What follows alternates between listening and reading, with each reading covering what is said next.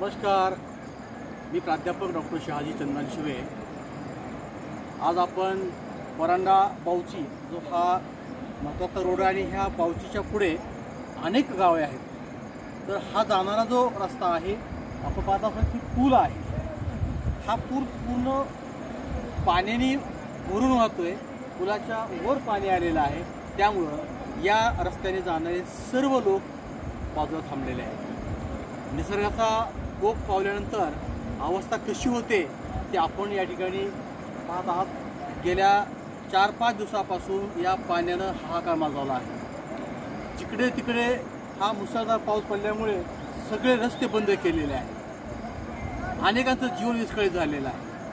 मित्रांनो, मी या ठिकाणी सांगू इच्छितो की जीवन फार अनमोल आहे। आपल्याला या दैनंदिन जीवनामध्ये सकाळी उठल्यापासून ते रात्री झोपेपर्यंत आपल्या अनेक गरजा असतात, परंतु या महापुरानं, या मुसळधार पावसानं सर्वांचं जीवन या ठिकाणी उद्ध्वस्त केलेलं आहे। अनेक ठिकाणी अनेक लोक या ठिकाणी वाहून गेलेले आहेत, जनावरं वाहून गेलेले आहेत, घरामध्ये खायची वस्तू वाहून गेलेल्या आहेत, त्यामुळं सर्व जनजीवन विस्कळीत झालेलं आहे। या पाण्याचा आपण पाहत असाल की हा प्रवाह जो आहे हा अतिशय भयानक आहे।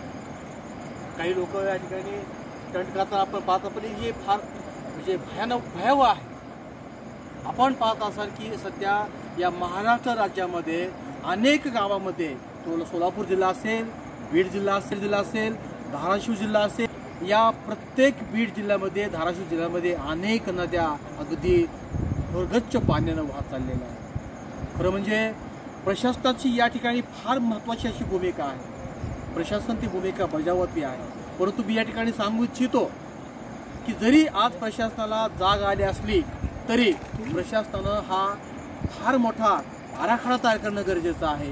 दूरदृष्टी असणारी महत्त्वाची अधिकारी त्याची महत्त्वाची आहे, कारण आपण ज्यावेळेस अशी वेळ येते त्यावेळेस आपण धावपळ करतो, ज्यावेळेस तहान लागते त्यावेळेस विहीर खोदण्याची आपल्यावर पाळी येते, तर ही पाळी काय येते?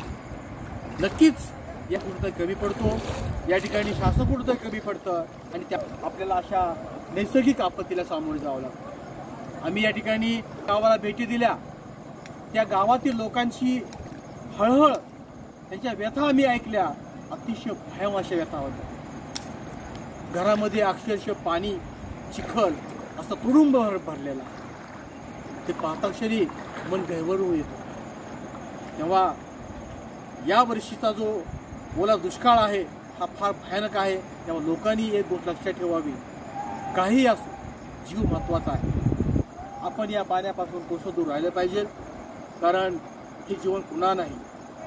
आपल्याला या पाण्याच्या प्रवाहाच्या बाबतीमध्ये जर पाहायचं असेल, तुम्ही बघा हा पूल आहे, अगदी नवीन पूल बांधलेला आहे, तरीसुद्धा हा पूल, पहिला पूल याचा ओसाडून ह्या मोठ्या पुलावरून पाणी जातं, त्यामुळं या ठिकाणी पूर्ण जी काही परांडा तालुका जो आहे आणि या परांडा तालुक्याला लागले लगतची काही गावं आहेत, ह्या प्रत्येक गावाचा संपर्क तुटलेला आहे। त्यामुळं लोकांच्या अनेक गरजा आहेत, लोक गरजेपासून दूर राहिलेले आहेत। त्यामुळं मी आपणास विनंती करेन की आपण या महापूर आल्यामुळं शक्यतो पाण्याच्या प्रवाहामध्ये जाऊ नये।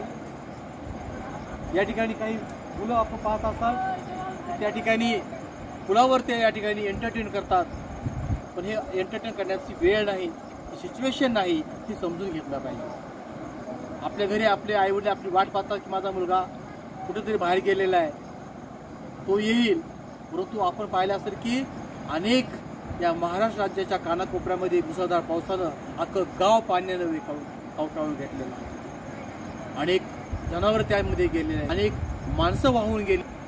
तेव्हा हे जीवन पुन्हा नाही मित्र, चंट करू नका, आपल्या आईवडिलांच्या कष्टाची जाणीव ठेवा। आपण या समाजाचा फार महत्त्वाचा घटक आहे, त्यामुळं या ठिकाणी या गोष्टीची जाणीव राहू द्या आणि स्वतःला वाचवा।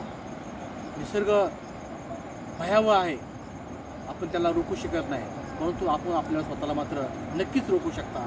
धन्यवाद।